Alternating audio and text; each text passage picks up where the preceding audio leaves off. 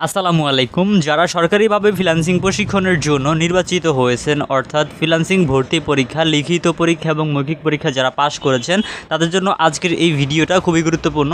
আজকের এই ভিডিওতে আপনাদের সাথে বেশ কিছু গুরুত্বপূর্ণ বিষয় আলোচনা করব, যেগুলো অবশ্যই আপনি যদি ট্রেনিংটি করতে চান তাহলে জানতে হবে।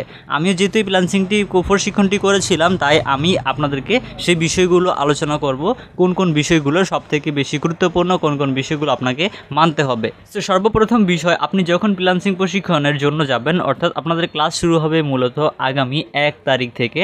আজকে হচ্ছে 30 তারিখ, আগামী 1 তারিখে আপনাদের ক্লাস শুরু হবে।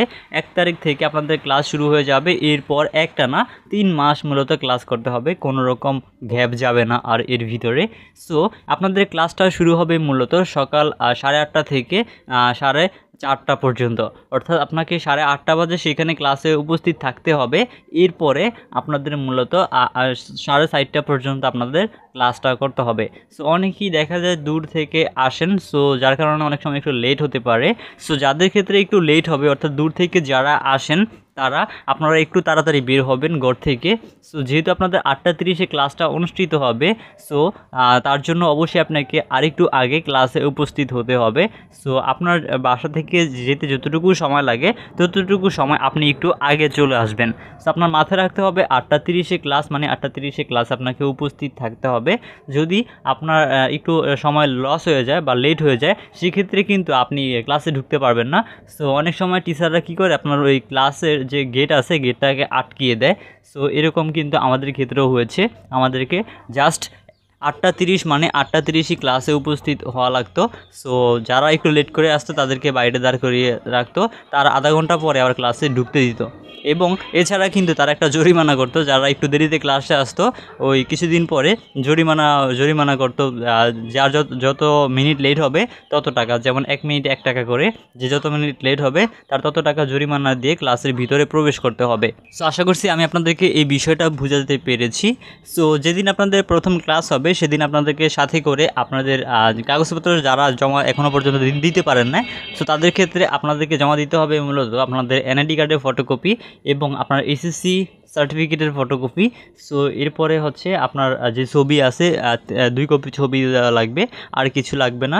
শুধুমাত্র ছবি, এনআইডি কার্ডের ফটোকপি এবং আপনার সার্টিফিকেটের ফটোকপি দিলেই কিন্তু আপনার ভর্তি কনফার্ম হয়ে গেছে। এরপর থেকে আপনি ক্লাস করতে পারবেন। সো আপনাদের প্রতিদিন 8 ঘন্টা করে ক্লাস হবে। সো সেটা তো বলেই দিলাম, 8:30 থেকে আপনাদের 4:30 পর্যন্ত। সো আপনাদের যেহেতু প্রতিদিন 8 ঘন্টা করে ক্লাস, এই ক্লাসের ভিতরে কিন্তু আপনাদের দেখা গেছে আপনাদের টি ব্রেক আছে। যেমন আমরা যখন কয়টা ক্লাস করেছিলাম, তখন আমাদেরকে মূলত সকাল 8:30 থেকে ক্লাস শুরু হয়ে গেলে 11টা বাজে আমাদেরকে একটা টি ব্রেক দিত 15 মিনিটের জন্য। অর্থাৎ 11টা বাজে যদি আমাদেরকে টি ব্রেক দিত, তাহলে আমাদেরকে 11:15-তে আবার ক্লাসের ভিতরে উপস্থিত হওয়া লাগতো। এরপরে আবার 1টা বাজে লাঞ্চ ব্রেক, 1টা থেকে 2টা পর্যন্ত হচ্ছে লাঞ্চ ব্রেক। সো 1 ঘন্টা পাবেন আপনি লাঞ্চ করার জন্য। যাদের বাসা ধারে আছে ট্রেনিং সেন্টার থেকে, তারা লাঞ্চ করে আসতে পারবেন বাসা থেকে। আর যাদের বাসা ধারে নেই, তারা চাইলে যে কোনো হোটেল থেকে আপনারা লাঞ্চ করে নিতে পারবেন। তবে কিছু কিছু প্রতিষ্ঠান দেখছি আপনাদেরকে ওই লাঞ্চটা করাচ্ছে দুপুরবেলা। সো ওই যে 500 টাকা করে যে ভাতাটা দেওয়ার কথা, সেখান থেকে তারা টাকাটা নিয়ে মূলত আপনাদেরকে লাঞ্চটা করাচ্ছে। সো আপনারা যে প্রতিষ্ঠানে লাঞ্চ করায় সেটার জন্য কিন্তু ভালো সুবিধা। সো সব প্রতিষ্ঠানে কিন্তু লাঞ্চ করে না, জাস্ট কয়েকটা প্রতিষ্ঠান দেখলাম যে লাঞ্চ করাচ্ছে কিছু কিছু জেলাতে। সো লাঞ্চের পাশাপাশি তারা কিন্তু আপনাদের জন্য আবারও যে টি ব্রেকের সময় আপনাদের এই যে মানে আপনাদের নাস্তা পানির জন্য ব্যবস্থা করে রাখছে। সো সেখানে কিন্তু আবার টাকা দেওয়া হয় না। সেখানে একটা সমস্যা হচ্ছে, আপনাদেরকে টাকা দিবে না, তারা আপনাদেরকে 3 বেলা, অর্থাৎ আপনাদেরকে দুপুরের বেলা লাঞ্চ এবং সকালে নাস্তা এবং বিকালের বেলাও নাস্তা দিবে। সো তাদের ক্ষেত্রে আপনাদের কোনো টাকা পয়সা দেওয়া হবে না। আর যাদের প্রতিষ্ঠানে লাঞ্চ এবং সকালে নাস্তা বিকালে নাস্তা দিবে না, তাদেরকে সরাসরি টাকাটাই দেওয়া হবে। যেমন আমাদের প্রতিষ্ঠানে কোনো লাঞ্চ, তারপর হচ্ছে আপনার সকালের নাস্তা বা বিকালের নাস্তায় কিছু দেওয়া হতো না, শুধুমাত্র টাকা পেয়েছি 15,850 টাকা পেয়েছি মেবি, হ্যাঁ 15,850 টাকা। 16,000 টাকা পাওয়ার কথা ছিল, সো যার কারণে হচ্ছে ব্যাংক প্রসেসিং ফি ছিল, সো ওগুলো কেটে নিয়ে আমাদেরকে 15,800 টাকার মতো দিয়েছে, 850 টাকার মতো। সো বাকিটা ব্যাংক প্রসেসিং ফিয়ে কেটে নিয়েছিল। আর এখানে একটা বিষয় হচ্ছে আপনারা অনেকেই মূলত ছুটি চান, অনেক সময় আপনারা ভয় থাকেন যে ছুটি নিতে পারবেন কি না। সো এখানে ছুটি নেওয়ার জন্য একটা বিষয় হচ্ছে আপনার যেদিন ছুটি লাগবে তার আগের দিন আপনি স্যারকে বলে নেবেন। সো স্যারকে বলে নিলে আপনাকে স্যার যদি আপনার সমস্যাটা বুঝতে পারে তাহলে সে অবশ্যই ছুটি দিবে। ছুটিতে একটু কম দেয়, সো যার কারণ হচ্ছে আপনাদের যেহেতু একটা ভাতার ব্যবস্থা আছে সেহেতু আপনাদেরকে ছুটিটা একটু কম দেয়। আর এখানে আরেকটা বিষয় মনে রাখবেন, ছুটি আপনাকে কোনোভাবেই বেশি নেওয়া যাবে না। সো আপনি যদি 3-4 দিন বেশি থাকেন, প্রথম অবস্থা আপনি যখন ক্লাসটা 1 তারিখ থেকে শুরু করবেন, একটা না 1 মাস একদম কমপ্লিটলি উপস্থিত থাকার চেষ্টা করবেন। 1 মাসের ভিতরের জন্য 2-1 দিনও গ্যাপ না যায় সেরকমভাবে চেষ্টা করবেন। অসুস্থ হতে পারেন, সেটা স্বাভাবিক, কিন্তু আপনার বেশি ছুটি নেওয়া যাবে না, সেটা আপনাকে স্যারকে জানাতে হবে।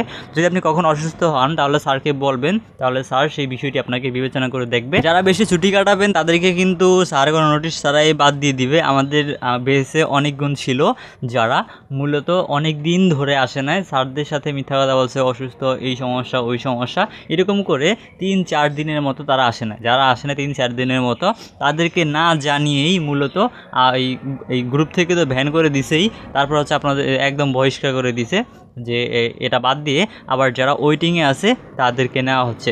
তো আপনারা হয়তো অনেকেই জানেন যে আপনারা যখন নির্বাচিত হয়েছেন, আপনাদের নির্বাচিত হয়েছেন মূলত 50 জন, টোটাল 50 জন নির্বাচিত হওয়ার পরেও আবার কিন্তু আরও 50 জন ওয়েটিং লিস্টে রাখা হয়েছে।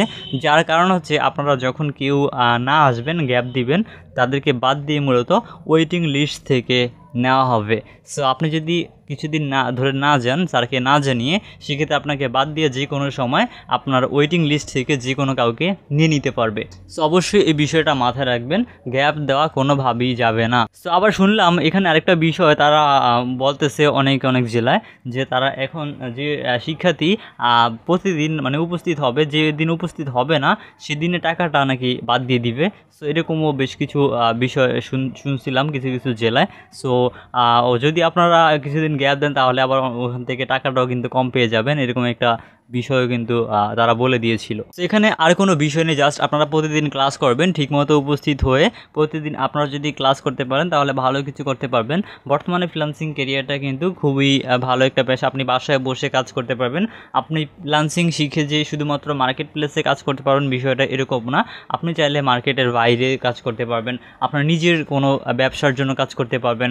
ধরেন আপনি একটা ফেসবুকে বিজনেস স্টার্ট করলেন, একটা ওয়েবসাইট খুলে, তারপর আপনি ইউটিউব চ্যানেল খুলে আয় করতে পারবেন। সো ফ্রিল্যান্সিং শিখলে আসলে আপনার যে সময়টা লস হবে বিষয়টা এরকম না, আপনি চাইলে মার্কেট থেকে ইনকাম করতে পারবেন, মার্কেটের বাইরে থেকেও ইনকাম করতে পারবেন, এবং চাইলে আপনি ইউটিউব চ্যানেল খুলে ইনকাম করতে পারবেন, চাইলে আপনি ওয়েবসাইট ডিজাইন করে মানুষের থেকে টাকা নিতে পারবেন, চাইলে আপনি নিজেই একটা ওয়েবসাইট খুলে নিজের বিজনেস নিজে স্টার্ট করতে পারবেন। সো আসলে এগুলো শেখা খুবই গুরুত্বপূর্ণ। যারা একটু লেখাপড়া করেছেন আমি আশা করছি এই কাজগুলো আপনারা খুব ভালোভাবে শিখতে পারবেন। বর্তমানে এই ধরনের কাজগুলো কিন্তু খুবই বেশি হচ্ছে, যেমন যেহেতু সবাই এখন অনলাইন বিজনেসের দিকে যাচ্ছে, সো সবাই চাচ্ছে যে আপনার ডিজিটাল মার্কেটিংটাকে শিখতে বা ডিজিটাল মার্কেটিংটাকে ব্যবহার করে তাদের ব্যবসাটাকে আরও বড় করতে। সো ওয়েবসাইট ভিত্তিক কিন্তু সব বিজনেসগুলো এখন হয়ে গেছে।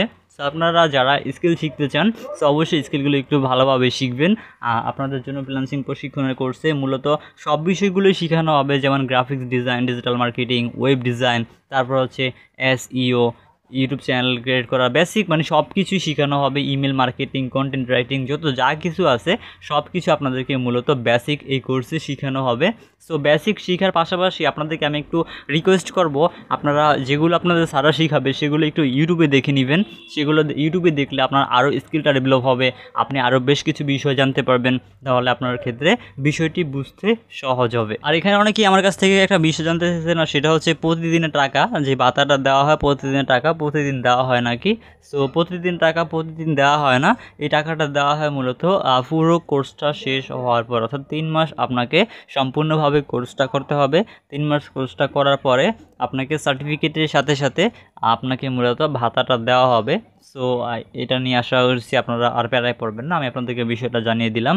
অনেকেই কিন্তু আমাকে প্রশ্ন করেছিলেন যে প্রতিদিন টাকা প্রতিদিন দেয় নাকি। তো আশা করছি তারা বিষয়টা বুঝতে পেরেছেন। তো এরপর আরেকটা বিষয় হচ্ছে অনেকের ক্ষেত্রে দেখা যায় ল্যাপটপ নেই, কম্পিউটার নেই। সো এখানে একটা বিষয় হচ্ছে ল্যাপটপ কম্পিউটার যদি আপনার না থাকে তাহলে আপনি মূলত কাজগুলো করতে পারবেন না। যেমন ধরেন স্যার আপনাকে একটা কাজ দিয়েছিল ক্লাসে, সো ক্লাসে কিন্তু কম্পিউটার আছে, সেখানে আপনি কম্পিউটার ব্যবহার করতে পারতেছেন, সেটা কিন্তু কোনো সমস্যা হচ্ছে না। কিন্তু এখানে সমস্যাটা হবে আপনি যখন কাজগুলো প্র্যাকটিস করতে যাবেন, আপনি বাসায় যে অবশ্য সময়টা পাচ্ছেন সেখানে যদি আপনি প্র্যাকটিস করেন তাহলে কিন্তু আপনার স্কিলটা আরও ডেভেলপ করতে পারবেন। আর যেহেতু আপনি এখানে কাজ করার জন্য এসেছেন সেহেতু আপনাকে অবশ্যই একটা ল্যাপটপ অথবা কম্পিউটার ম্যানেজ করতেই হবে। সো আপনি চাইলে কিন্তু লো কনফিগারেশনটা ল্যাপটপ নিয়ে নিতে পারেন কাজগুলো জাস্ট আপনাকে প্র্যাকটিস করার জন্য। সো আপনারা চাইলে রিকন্ডিশন যে কোনো ল্যাপটপ নিয়েও কিন্তু ব্যবহার করতে পারবেন। আপনি যেহেতু কাজ করবেন তাহলে অবশ্যই আপনাকে একটা ল্যাপটপ ম্যানেজ করতে হবে। তবে কিছুদিন পরে ল্যাপটপ নেওয়ার চেষ্টা করবেন, যেমন আপনার কিছুদিন ক্লাস করার পর যদি আপনার কাছে ভালো লাগে, আপনার যদি এটা করতে খুব আগ্রহ হয় তাহলে মূলত আপনি ল্যাপটপটা কেনার চেষ্টা করবেন যাদের ক্ষেত্রে ল্যাপটপটা নেই। সো ভিউয়ার্স, এই ছিল মূলত আমাদের আজকে কিছু গুরুত্বপূর্ণ আলোচনা আপনাদের জন্য।